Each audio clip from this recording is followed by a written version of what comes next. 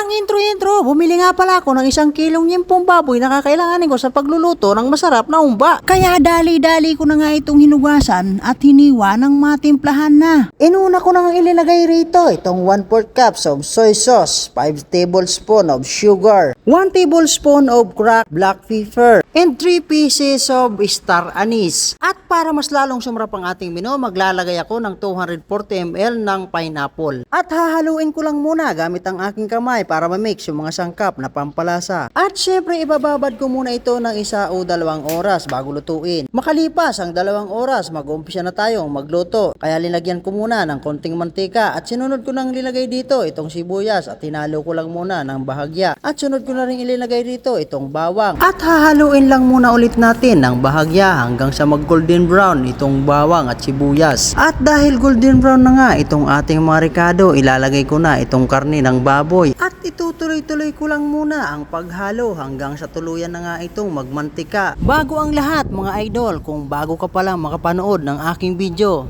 huwag niyong kalimutan mag-like and share at pakipalo na rin ng aking Facebook account para updated kayo sa mga susunod ko pang mga video. So balik na tayo sa pagluluto. Sunod na nga ilinagay ko rito itong 1/4 cup ng suka, dahon ng laurel at ilalagay ko na rin itong marinated sauce na pinagbabaran ko ng karne na talaga namang magpapadagdag ng aroma at magpapasarap sa ating menu.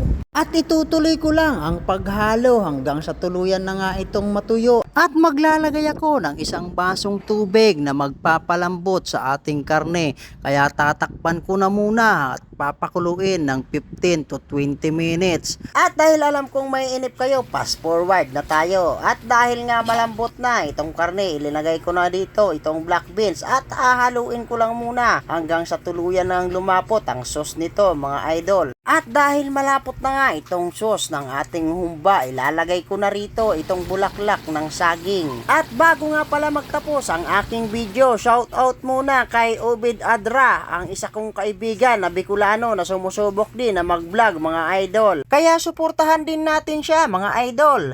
At shout out nga rin pala sa mga new followers ko. Ganon din sa mga solid supporter ko na patuloy na sumusuporta. At sa mga taga-ibang bansa na nakakapanood ng aking mga video. Thank you so much mga idol. At ito na nga, luto na ang ating humba mga idol. Amoy pa lang talaga namang napakasarap.